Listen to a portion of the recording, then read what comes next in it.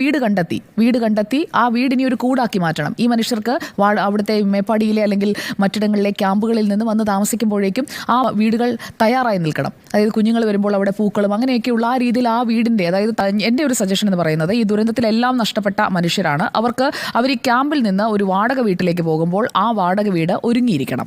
ആ വാടക വീട്ടിലേക്ക് വരുമ്പോൾ ഇവർക്ക് ഒരു ദുരന്തത്തിന് ശേഷിപ്പായി ഇവരവിടെ ചെന്ന് വൃത്തിയാക്കി അതിൽ താമസിക്കുന്ന സംവിധാനമല്ല ഉണ്ടാകേണ്ടത്. പകരം ആ വീട് ഒരുങ്ങണം, ഇവരെ വരവേൽക്കുന്നതിനായി ഒരുങ്ങണം. ആ രീതിയിൽ ഇവരുടെ സ്ഥിരം പുനരധിവാസം എന്ന് പറയുന്നത് ഒരു വീട് നിർമ്മിച്ച് അല്ലെങ്കിൽ ഒരു ടൗൺഷിപ്പ് ഉണ്ടാക്കി അതിൽ കൊണ്ടുപോയി താമസിപ്പിക്കുകയാണെങ്കിൽ, മറിച്ച് ഇവരുടെ ആദ്യത്തെ പ്രാഥമികമായി നമ്മൾ ചെയ്യാൻ പോകുന്ന താൽക്കാലിക പുനരധിവാസം, അതിനുവേണ്ടിയുള്ള വീടൊരുക്കം, അതിലേക്കാണ് ഇനി നമ്മൾ നാളെ മുതൽ കടക്കേണ്ടത് എന്നുള്ളതാണ് എൻ്റെ ഒരു അഭിപ്രായം. എത്രയും പെട്ടെന്ന് കേന്ദ്രത്തിൽ നിന്ന് സഹായം വാങ്ങിക്കുക എന്നതാണ് ചെയ്യേണ്ടത്. അതിനാവശ്യമായ വിവരങ്ങളൊക്കെ എത്രയും പെട്ടെന്ന് ശേഖരിച്ച് കൃത്യമായ കണക്കുകളുടെ അടിസ്ഥാനത്തിൽ, അതായത് പരമാവധി എന്താണ് ഉണ്ടായ നഷ്ടമെന്നുള്ളത് ക്രോഡീകരിച്ചുകൊണ്ട് അത് എത്രയും പെട്ടെന്ന് നൽകാനുള്ള നീക്കമാണ് ഉണ്ടാകേണ്ടത്. അല്ലാതെ സാരമില്ല എന്ന് പറയാനല്ല മന്ത്രിമാർ അവരുടെ അടുത്തേക്ക് ഇനി പോകേണ്ടത് എന്നുള്ളതാണ് ഈ വിഷയത്തിലെ എൻ്റെ സ്ട്രോങ്. ഈ കാണാതായ 330 പേരെ കുറിച്ച് നമ്മൾ സംസാരിക്കുമ്പോൾ തിരിച്ചറിയാതെ സംസ്കരിച്ച മൃതദേഹങ്ങളുണ്ട്. അതെല്ലാം പുത്തുമലയിൽ സംസ്കാരം പൂർത്തിയായി കഴിഞ്ഞിരിക്കുകയാണ്.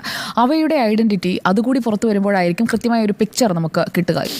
ഈ ഉരുൾപൊട്ടലിന്റെ ട്രിഗറിംഗ് ഫാക്ടർ മഴയാണ് എന്നുള്ളത് കണ്ടെത്തി കഴിഞ്ഞു. അതായത് കനത്ത മഴ നിന്നു പെയ്തു, ആ മഴനിഴൽ കാടുകളുള്ള പ്രദേശങ്ങളിൽ നിന്നു പെയ്തു, അങ്ങനെ ഉരുൾപൊട്ടി. പിന്നെ ഈ സ്ഥലത്തിന്റെ ചെരിവ്, മണ്ണിന്റെ ഘടന, അതെല്ലാം ഈ കനത്ത മഴയ്ക്കൊപ്പം ആഘാതത്തിന്റെ ഒരു വ്യാപ്തി കൂട്ടി. അതാണ് സംഭവിച്ചത്. സമാനമായ ദുരന്തം സംഭവിക്കാൻ സാധ്യതയുള്ള മേഖലകൾ തൊട്ട് കിടക്കുകയാണ്. അവിടെയൊക്കെ ഈ ട്രിഗറിംഗ് ഫാക്ടറായ മഴ ഇനിയും പെയ്യാം. കനത്ത മഴയ്ക്ക് സാധ്യതയുണ്ട് എന്നുള്ള മഴ മുന്നറിയിപ്പുകൾ വരുന്നുണ്ട്. അവിടെ മാത്രമല്ല മറ്റിടങ്ങളിലും.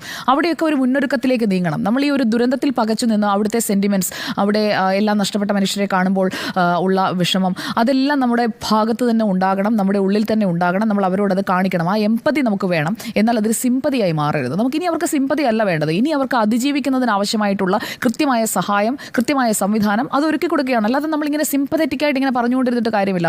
ഷോദം എമ്പതി കാണിക്കുക, അവരോട് അനുതാപം കാണിക്കുക. അതേസമയം തന്നെ അവർക്ക് ആവശ്യമായ സംവിധാനങ്ങൾ ഒരുക്കി കൊടുക്കുക. ക്യാമ്പിലുള്ള ആരോട് ചോദിച്ചാലും നിങ്ങൾക്ക് എങ്ങനെ പുനരധിവാസം വേണമെന്ന് ചോദിച്ചാൽ നിങ്ങൾ ഞങ്ങളെ കെട്ടിപ്പിടിച്ച് ഞങ്ങൾക്കൊപ്പം ഇരിക്കണമെന്നല്ല അവർ പറയുന്നത്. ഞങ്ങൾക്കൊരു വീട്ടിലേക്ക് പോകണം, ഈ ക്യാമ്പിൽ മടുത്തു.